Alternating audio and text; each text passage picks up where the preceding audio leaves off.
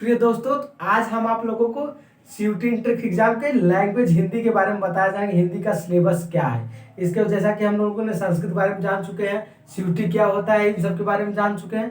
आज हम लोग जानेंगे कि हिंदी का सिलेबस क्या है। आखिर जो हम लोग लैंग्वेज चुनेंगे, लैंग्वेज में हिंदी या इंग्लिश चुनना होता है, तो हम लोग हिंदी अगर चुनेंगे तो हिंदी का सिलेबस क्या रहेगा, तो आज हम लोग जानेंगे। तो सबसे पहले आइए देख लीजिए हिंदी का पाठ्यक्रम क्या है। हमारा हिंदी का पाठ्यक्रम है ये जो कि आपके सामने लिखा हुआ है। इन्हीं सब टॉपिक को हम लोगों को पढ़ना है, अच्छे से पढ़ना है, बेहतरीन तरीके से, जिसे 50 क्वेश्चन से 40 क्वेश्चन आप लोगों को करना होगा। बेहतर तरीके से करके आए और अच्छा नंबर ला कर आए। 200 नंबर का आप लोगों का लैंग्वेज का रहेगा, यानी कि 40 क्वेश्चन, यानी कि हर क्वेश्चन पे 5 अंक डिवाइड बटे हुए होंगे और आपको लोगों को अच्छे से करके आना है, जिससे 40 में 40 क्वेश्चन हो जाए, 200 में 200 नंबर पाए आप। तो सबसे पहले आइए हम लोग देखते हैं इसका सिलेबस क्या है। तो सिलेबस पहला टॉपिक हम लोग इस साइड से चलते हैं। हमारा पहला टॉपिक क्या है, वर्णमाला। वर्णमाला में हम लोग क्या पढ़ेंगे, वर्ण एवं वर्ण के प्रकार। वर्ण यानी कि अक्षर या शब्द जो भी समझिए आप लोग, वर्ण एवं वर्ण के प्रकार। दूसरा हेडिंग हम लोगों का रहेगा, उसके बाद दूसरा पॉइंट है हम लोगों का स्वर तथा स्वर की मात्राएं। स्वर तथा स्वर की मात्राएं। तीसरा है हम लोगों का, दूसरा नंबर है हम लोगों का स्वरों का वर्गीकरण, यानी कि स्वरों का वर्गीकरण किन प्रकार से होता है, इसके बारे में हम लोगों को पढ़ना है। नंबर 1 उच्चारण काल के आधार पे। नंबर 2 जीभ के प्रयोग के आधार पे। जीभ के प्रयोग के आधार पे यानी कंठ, ताल, मूर्धा, जो इन सब के बारे में आपने पढ़ चुका होगा, तो वही सब है। उसके बाद उत्पत्ति के आधार पे। नंबर 4 मात्रा के अनुस्वार के आधार पे। 5वां ओठों के स्थिति के आधार पे। यह रहा हमारा स्वरों का वर्गीकरण। अब हम आते हैं व्यंजन पे। व्यंजन के बारे में हम लोग जानते हैं। तीसरा पॉइंट हम लोगों का है व्यंजन एवं व्यंजन की परिभाषा। व्यंजन एवं व्यंजन की परिभाषा, व्यंजनों का वर्गीकरण, स्पर्श। और व्यंजन में कौन कौन से व्यंजन पढ़ना है, स्पर्श व्यंजन, अंतःस्थ व्यंजन तथा संयुक्त व्यंजन। ठीक है। उसके बाद हम लोग पढ़ते हैं व्यंजनों का वर्गीकरण। क्या पढ़ते हैं, व्यंजनों का वर्गीकरण। 2 प्रकार से, घोष व्यंजन और अघोष व्यंजन, यानी कि घोषत्व के आधार पे। और नंबर 2 घोषत्व के आधार पे घोष व्यंजन एवं सघोष व्यंजन। ठीक है। उसके बाद हम लोग पढ़ते हैं प्राण तत्व के आधार पे। प्राण तत्व के आधार पे यानी अल्प प्राण, महाप्राण। ठीक है, इनके बारे में हम लोग पढ़ेंगे। उसके बाद हम लोग वर्तनी शब्द के बारे में पढ़ेंगे। उसके बाद विराम चिन्ह। विराम चिन्ह बोले तो जो विराम चिन्ह लगाते हैं आप लोग, यानी कि पूर्ण विराम क्या होता है, अर्ध विराम क्या होता है, उप विराम क्या होता है, अल्प विराम क्या होता है, प्रश्नार्थक चिन्ह क्या है, योजक चिन्ह किसे कहते हैं, इन सब के बारे में आपकी परीक्षा में अधिकतर बहुविकल्पी के रूप में पूछा जाता है, जैसा कि सीयूटी ने अगले साल पूछा था।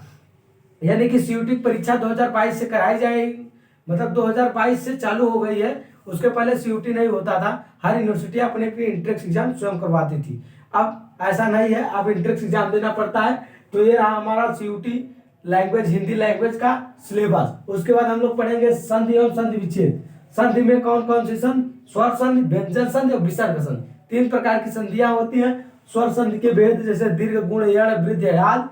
व्यंजन संधि, सचत्व संधि, जसत्व संधि, जो भी घुटनाश जो भी हो। विसर्ग संधि में हम पढ़ेंगे। उसके बाद हम लोग पढ़ेंगे उपसर्ग एवं प्रत्यय। क्या पढ़ेंगे, उपसर्ग एवं प्रत्यय। उपसर्ग क्या होता है, जो कोई भी शब्द के पहले लगता है उसे उपसर्ग कहते हैं, और जो शब्दों के पीछे लगता है उसे हम लोग क्या कहते हैं, प्रत्यय कहते हैं। तो इसके बारे में पढ़ेंगे। उसके बाद हम लोग पढ़ेंगे समास। समास एवं समास विग्रह। समास 6 प्रकार के होते हैं, जैसा कि आप लोगों ने जानते होंगे। अव्ययभाव समास, कर्मधारय समास, द्विगु समास, द्वंद्व समास, बहुब्रीहि समास, तत्पुरुष समास। ठीक है। उसके बाद हम लोग पढ़ेंगे शब्दावली। शब्दावली में हम लोग क्या पढ़ेंगे, तद्भव, तत्सम, देशज, विदेशज। 4 टॉपिक है शब्दावली में।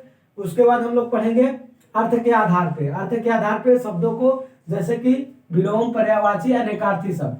विलोम यानी जो अपोजिट शब्द, पर्यायवाची शब्द यानी कि जो पर्याय हो। उसके बाद अनेकार्थी शब्द, अनेक शब्दों के एक शब्द। उसके बाद हम लोग पढ़ेंगे अलंकार। अलंकार में 2 प्रकार के अलंकार होते हैं, शब्द अलंकार, अर्थालंकार, जैसा कि आप लोगों ने पढ़ा होगा, अनुप्रास, यमक, श्लेष।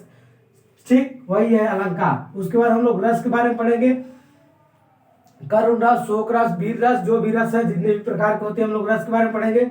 उसके बाद रोला, सोठा, छंद, चौपाई, दोहा, इन सब के बारे में पढ़ेंगे। उसके बाद भाषा एवं बोलियां पढ़ेंगे। बोलियां, ठीक है, पूर्वी बोली, पश्चिमी बोली, जो भी बोलियां आती हैं उससे रिलेटेड हम लोग बोलियों के बारे में पढ़ेंगे। उसके बाद अपठित गद्यांश। अपठित गद्यांश मतलब कोई भी पैसेज दिया रहेगा, उसमें से आप लोगों को उसी में से क्वेश्चन पूछेगा, वही आप पढ़कर स्वयं बताना होगा। अपठित गद्यांश, उसके बाद हम लोगों को हिंदी साहित्य से काल पूछा जाएगा, जैसे भारतेंदु काल, ये काल, वे काल, उसका समय काल, ठीक है, ऐसा पूछा जाएगा हिंदी साहित्य काल से। उसके बाद लिंग, वचन एवं कारक पूछेगा। कारक बोले तो कर्ता ने कर्म को करण से, ऐसा जो भी आप लोगों ने कभी पढ़ा होगा या सुने होंगे वही है, ठीक है। उसके बाद हम लोग पढ़ते हैं विशेषण और विशेष। विशेषण और विशेष के बारे में, यानी कि कोई भी चीज की जो विशेषता बतलाता है, जैसे गाय काली है, काली क्या है, गाय, यानी कि वो उसका विशेषण है, ठीक है, और जो बतलाता है उसे विशेष कहते हैं, ठीक है। उसके बाद हम लोग पढ़ेंगे संज्ञा तथा सर्वनाम। उसके बाद वाक्य शुद्धिकरण, कोई वाक्य शुद्ध रहेगा उसे शुद्धिकरण करना होगा। ऑप्शन में दिया रहेगा, ऑप्शन में 4 विकल्प दिए होंगे, आप लोगों को सही विकल्प का चयन करना होगा। इन सभी टॉपिक है, ये हमारा हिंदी लैंग्वेज का सिलेबस है, किसका, लैंग्वेज का, जिसमें से 40-50 क्वेश्चन पूछे जाते हैं। आप लोगों को 40 क्वेश्चन करना होता है, हर एक क्वेश्चन पे 5 नंबर रहता है, यानी कि 40 क्वेश्चन अगर आप लोग करेंगे तो यानी कि 4×5 = 20, यानी कि 200 नंबर का यह लैंग्वेज रहेगा। तो अगर आप अच्छे से तैयारी करते हैं, हमारे साथ करते हैं, तो 200 में 200 पाने की जिम्मेदारी हम आपको देते हैं। अच्छे से पढ़ाई करिए, सिलेबस आपके सामने है, क्या क्या पढ़ना हुआ है यह सब लिखा हुआ है, अच्छे से पढ़ लीजिए, अभी बहुत टाइम है, ठीक है। तो मिलते हैं हम अगली वीडियो में। कोई भी समस्या हो तो कमेंट बॉक्स में जरूर बताएं, कहीं ना समझ में आया तो जरूर अवगत कराएं, जिससे अगली बार सुधार हो सके। तो यह हमारा लैंग्वेज हिंदी का सिलेबस है, ठीक है।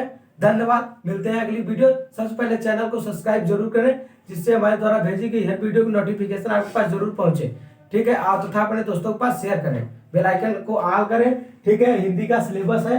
धन्यवाद।